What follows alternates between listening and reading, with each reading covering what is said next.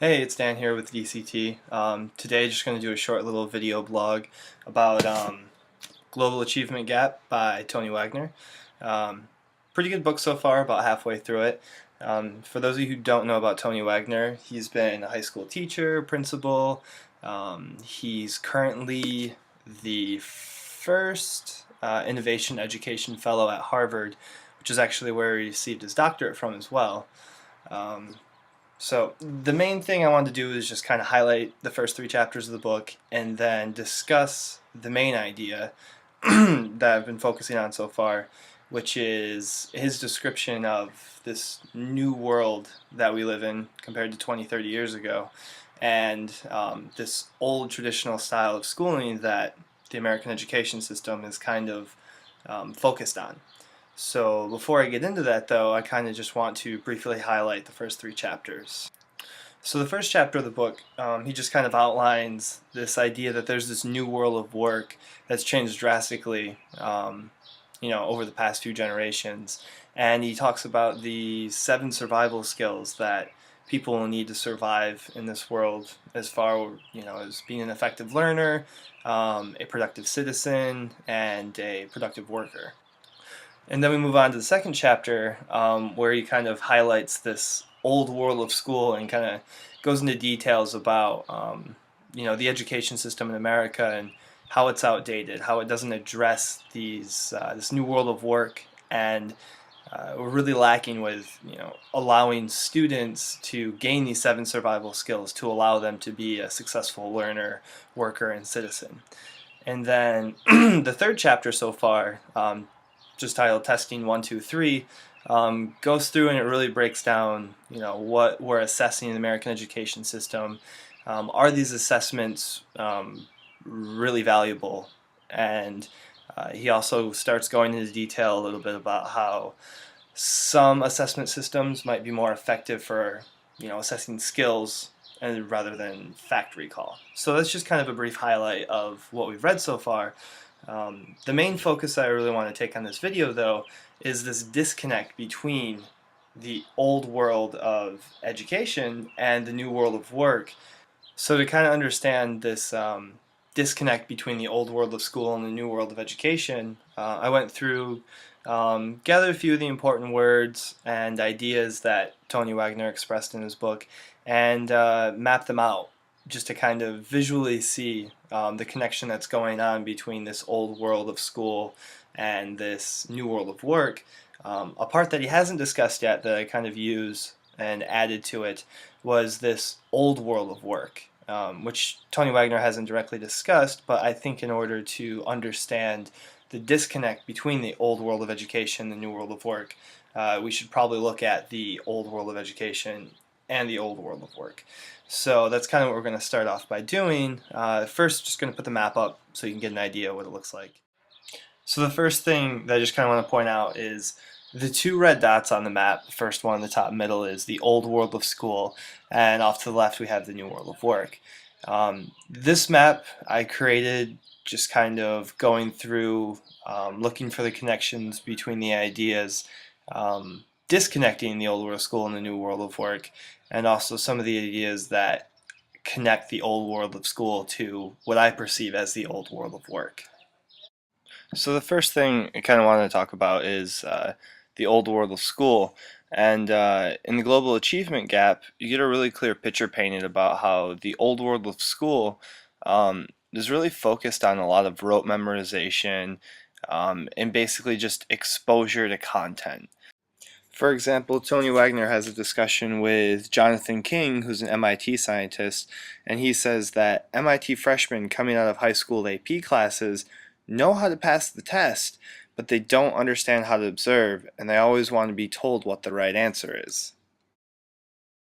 On the same note, Tony Wagner describes walking into an AP chemistry classroom, seeing students working on a lab or an experiment, and there's a bunch of directions on the board for them to follow, and as he walks up to a group, their experiment is obviously smoking, not going how it's planned, and he asks them, what's your hypothesis about what's happening? Why is it smoking?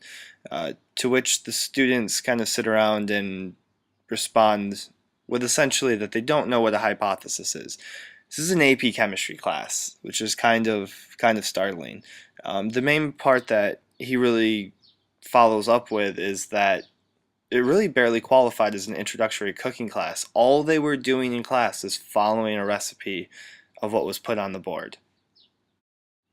Now, as we can kind of see here, Tony Wagner isn't suggesting that, this rote memorization or just a simple exposure to content is necessarily at the fault of administrators or educators, but really stems from teaching standards and the content standards that have been put in place, especially by things like the No Child Left Behind Act. Now, if the No Child Left Behind Act is something you're not familiar with, I suggest you look it up just to kind of get a brief understanding of how the initiative works and what the government hoped to accomplish with it. Now, Tony Wagner's take on this is that teachers today are trying to do it all. We're trying to cover it all, and we really can't teach and test everything. And essentially, this is really just a recipe for frustration and failure. For example, in Hawaii, they recently commissioned a study to find out how long it would take for a teacher to cover all of the fifth grade standards. The answer? It would take teachers 3,000% of the time that they are given to cover those standards. Now, these are just a few examples that Tony Wagner gives for the effects of No Child Left Behind Act. There are many, many other effects that he talks about as well.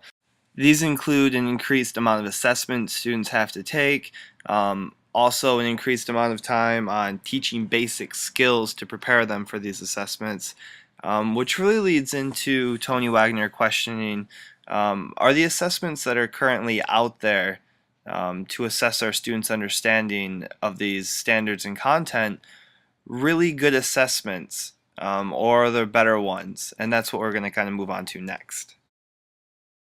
So as we kind of move to the right side of the map, we see that assessments of fact recall, such as SAT, ACT, AP exams, granted these are slight simplifications, that those kind of connect to the old world of work. And as you can see, there's things like rote task assignment, working on an assembly line. There's a lack of global perspective in a global economy, limited collaboration distance since the technology didn't exist 20, 30 years ago to collaborate online. And then there's no immediate access to information. There's no Google to just look information up whenever you needed it. Now, having said that, you can see why, assessments of fact recall 20, 30 years ago, when memorizing material made sense because you couldn't look it up and information didn't change very much within 10 to 20 years. You could see how assessments of fact recall and memory were useful in the old world of work.